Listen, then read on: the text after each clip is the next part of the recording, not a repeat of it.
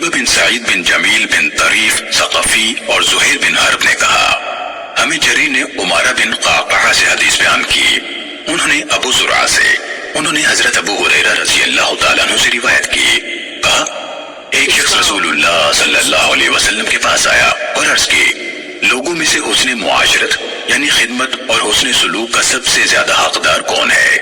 آپ نے فرمایا تمہاری ماں۔ اس نے کہا پھر کون؟ فرمایا پھر تمہاری ماں۔ اس نے پوچھا اس کے بعد کون؟ فرمایا پھر تمہاری ماں۔ اس نے پوچھا پھر کون؟ فرمایا پھر تمہارا والد۔ اور قتیبہ کی حدیث میں ہے میرے اچھے برتاؤ کا زیادہ حقدار کون ہے؟ اور انہوں نے لوگوں میں سے کا ذکر نہیں کیا۔